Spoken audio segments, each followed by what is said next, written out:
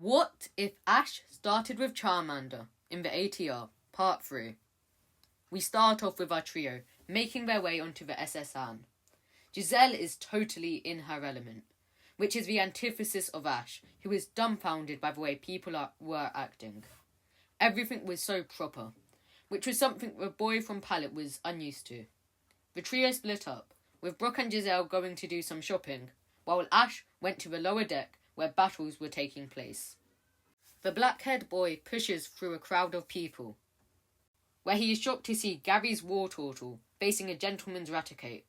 Or should he say he was, as Gary had easily beaten the wealthy man, with his war turtle not having as much as a scratch. The announcer asks, who will take our current champion, Gary Oak of Pallet Town? Ash practically jumps at the occasion to face his greatest adversary. Gary scoffs at our protagonist, wondering what he's doing here.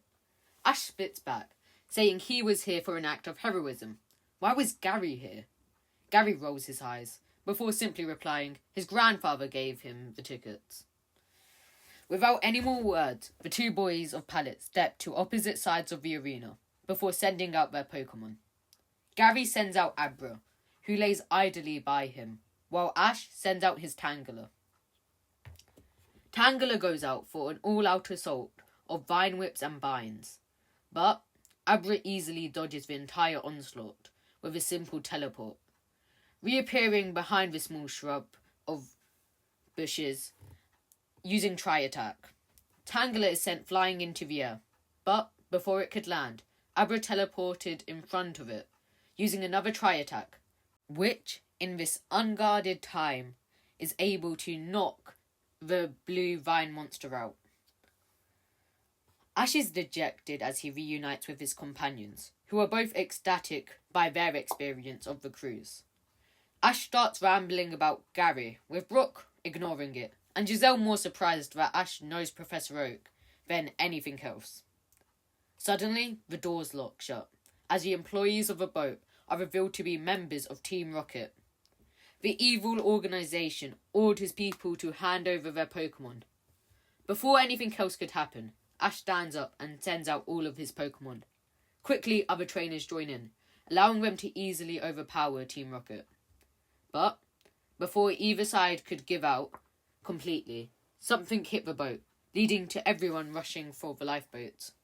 The trio rush and find an empty raft, which they take safety in. And to their surprise, Gary also finds this boat. Our new quartet have a sigh of relief once they reach the boat. After a while, Gary breaks the tension by telling the trio that, based on the stream, they were most likely going to go to Cinnabar Island. As they continue their voyage, Giselle notices something in the water. Suddenly, a massive Gyarados emerged. With a slap of its tail, it sent the boat flying. Ash sends out his Beedrill and Gary follows by sending out his Abra. The Gyarados appears and tries to use Hyper Beam, but Beedrill uses String Shot, tying the beast's mouth shut. Abra uses Disable to stop Gyarados from using Hyper Beam again, as the monster chews through the string. Seeing this, Giselle sends out Psyduck, but as the little duck gets released, it starts splashing around in the water, barely able to hold balance. Gyarados immediately notices the moving target and bites Psyduck's head. Suddenly, psychic power bursts from the duck, which allows it to lift the Gyarados above the water with ease. Abra aids in this, allowing Psyduck to stabilize its power, while Beedrill starts binding Gyarados with a string shot. Eventually, Psyduck runs out of energy, but by that time, Gyarados was covered in string, which allows our protagonists to drift to Cinnabar. Ash starts drowsing off, and by the time he wakes up, the quartet are approaching Cinnabar Island. The black-haired boy is shocked when he sees how many people there are, but Giselle and Gary, in unison, yell that Cinnabar Island is one of Kanto's most popular vacation destinations, with it being known for its many resorts. the quartet decide to split up at the tourist trap of Cinnabar. Ash started wandering around when suddenly he sees a salesman who has a magic harp in a fish tank. The raven-haired boy asks the man about the fish, in which he is all too happy to oblige, telling the pallet native that Magikarp is the king of the seas.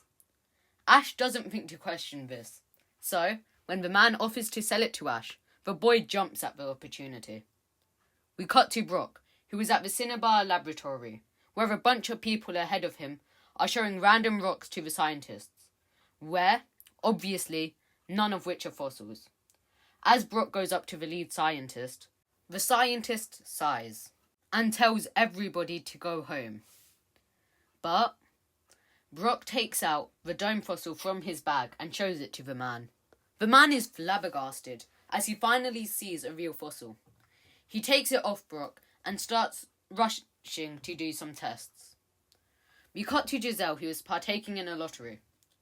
The prize is 3 tickets to Porta Vista. Many people in the room are excited, as Porta Vista is one of Kanto's most popular tourist destinations alongside Cinnabar, and, in some people's opinions, is better because it's more calm than the incredibly tourist trap-inspired Cinnabar. And, after the raffle gets pulled, Giselle ends up winning. We cut to later, where our trio are leaving Cinnabar. After bidding Gary farewell, the group set sail. After another arduous boat trip, the group end up at Porta Vista. Ash is completely drained, as Brock and Giselle do more shopping. He genuinely couldn't take it anymore, until some wild Beedrill started raiding the markets of all their fruits. Ash, excited, wanted to send out Charmander, but Brock stopped him, telling the raven-haired boy that if he disturbed the Beedrill now, they wouldn't find the root of the problem. Realising this, Ash sends out his own Beedrill. Giselle ties a red scarf around his neck so that they could distinguish his Beedrill from the others. The bee starts trailing at the end of the swarm, with our trio following. Eventually, after going through the forest, the group found the Beedrill's nest. But, rather than a queen, there was a Snorlax in the centre. Brock looked at the bugs and realised that they were severely malnourished. Realising that the fruits weren't going to them, but rather the Snorlax, who had imprisoned their queen. Then, the trio form a plan to save the queen, where Ash and Brock attack the Snorlax, distracting it, while Giselle frees the queen from its cage. Brock sends out Onyx, while Ash sends out his Charmander, Beedrill, and Tangela. Onyx goes out for a tackle, but is beaten when Snorlax unleashes a fully powered Mega Punch to it. Tangela goes in for a Vine Whip, and Charmander an Ember, but both are less than effective. Beedrill, however, is able to damage the monster, with a flurry of twin needles and poison stings. Giselle starts sneaking around to where the queen is, and uses Sandshrew Slash to free the queen. But, seeing this, the monster of Porta Vista becomes enraged, and unleashes a Hyper Beam. Here, Beedrill steps in the way, using Bide, absorbing Snorlax's power, before unleashing it back tenfold. The technique easily decimates Snorlax, as Beedrill drops down, weakened but not defeated. The Queen knights Beedrill. Then, the group prepare to head off, Ash at the head. But, as they do, Beedrill doesn't follow. Ash curiously asks Beedrill what he's doing. Beedrill looks around at the helpless bugs of his own kind and gives Ash a buzz. Ash realises what Beedrill means and turns away, a tear rolling down his cheek as he starts running. Brock and Giselle follow in suit. Days later, the group are at the Celadon Pokemon Center. But, rather than challenge the gym, like Ash would normally do, all Ash can do is sulk.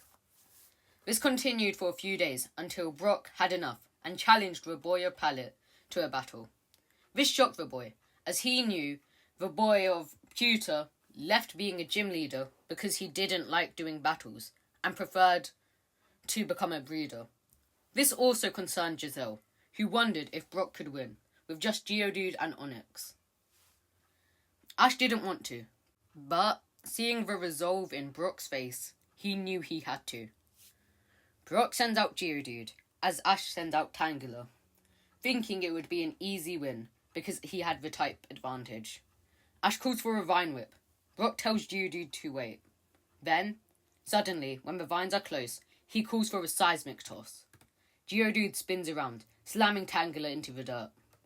Ash starts berating Tangela with a flurry of insults, who, for the first time since Brock has seen it, looks scared.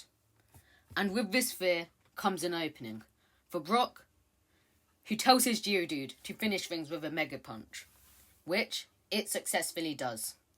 The boy of Pallet returns his third catcher, annoyed. He takes out Beedrill's old Pokeball and looks at it. Had Beedrill been here, he would have easily won this match. He would win any match, and yet Beedrill left him. Suddenly, Brock shouted at Ash, telling the boy of Pallet to stop wallowing in self-pity, as Beedrill wouldn't want this. The raven-haired boy thinks back to Beedrill.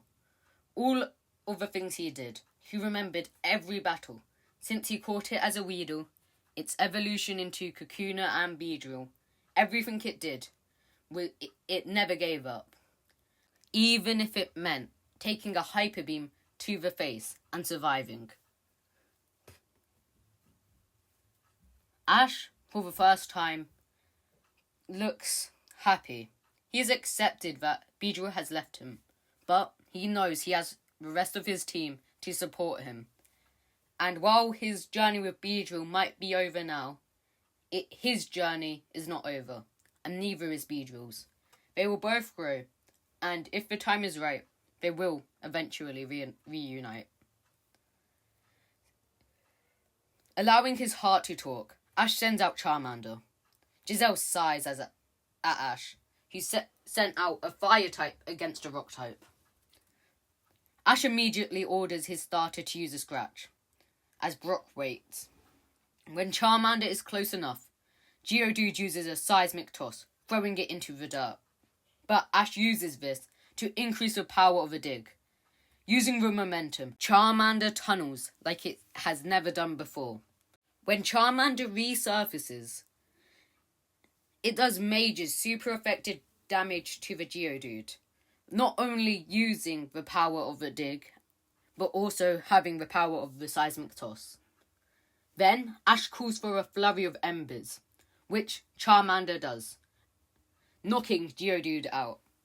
Brock smiles and sends out a Pokemon which Ash has never seen before, a Kabuto.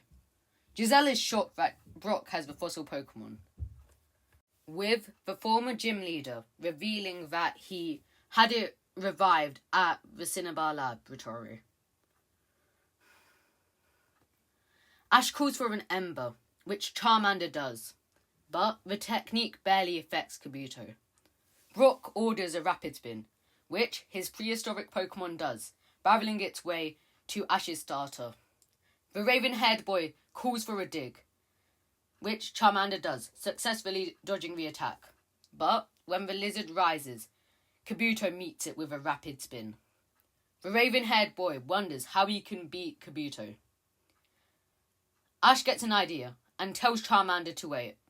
Kabuto starts approaching the lizard quickly, but at the last moment, Ash tells Charmander to use a scratch to lift Kabuto off the ground.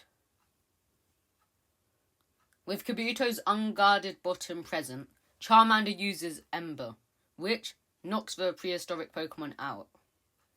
Giselle questions this, but Brock reveals that because Kabuto had just been revived, it didn't have much experience in battling. However, ignoring this, Ash rushes to the gym. The trio follow. The inside of the gym smelt like a mix of overpowering aromas. A gym attendant asks Ash what his business here was. Ash replies that he wants a gym battle. The girl leads the boy of Pallet to the leader Erica. The rules were simple. A 3 versus 3, with no substitutions. Erica sends out her Tangela, which excites Ash, who would send out his own, but he realised that his Charmander and Tangela wouldn't be able to battle, so he sends out Magikarp. Giselle and Brock are left dumbfounded at this, as Ash's helpless fish flails. Erica calls for a Vine Whip, which one-shots Magikarp. Ash recalls the fish before sending out his Clefairy. The fairy goes in for a double slap, but Tangela counters with the Vine Whip. Clefairy uses a pound to weaken the shrub of bushes, but Erica counters with a bind, which traps Clefairy. The little fairy, annoyed, starts using a flurry of pounds and double slaps to minimal effect. But while Ash isn't doing much damage to Erica, the same goes vice versa, as by focusing on binding the irritable fairy, Erica's Tangela is unable to do much damage to it. Then, realising this, Erica goes in for a Vine Whip in order to put Clefairy down. But Ash uses this chance to have Clefairy dodge the attack and use a pound, which, because Tangela was unguarded, did major damage. The 2 Pokemon stare each other down before charging into one another, leading to a tie. The leader of Celadon, unimpressed, sends out her Weeping Bell. The boy of Pallet uses his only remaining Pokemon and sends out his Pidgey. Weeping Bell goes for a Razor Leaf, but the avian bird counters with a gust, sending the leaves back. Ash then orders a Quick Attack, which does major damage to Weeping Bell. Weeping Bell is sent flying in the air, and defenceless, Ash uses a Wing Attack. Brock wonders where Ash learnt this brutal style of battling, with the raven-haired boy revealing that he learnt it from Gary. After repeating this a few times, Weeping Bell gets knocked out. Erica then sends out her Vileplume. The flower starts off by using a Sludge, which Pidgey is barely able to avoid. Ash orders a Quick Attack, which his loyal bird does, attacking the leader's ace. But this attack barely affects Vileplume. Erica orders a Petal Storm, which sends Pidgey flying. But Ash uses this speed to increase another Quick Attack. This one does major damage to Vileplume. Annoyed, Erica orders another Petal Storm, but Ash counters this with a Whirlwind, sending the foliage back to its originator. Trying to end things, Erica orders a Solar Beam. Her Vileplume starts absorbing light, as Ash worries. He knows that the blast will easily be able to take out Pidgey. After all, the bird had partaken in 2 battles already, but he couldn't give up. He knew this. He told Pidgey to use Quick Attack straight at Vileplume's legs. Vileplume starts releasing its Solar Beam, but Pidgey is able to dodge it before sniping Vileplume's legs. This causes the Pokemon to fall, and the energy it stored to be released as an explosion, knocking it out. And that's a wrap. Please leave your team ideas in the comments, like I actually need a 6th member. And I'll try to take ideas from the comments.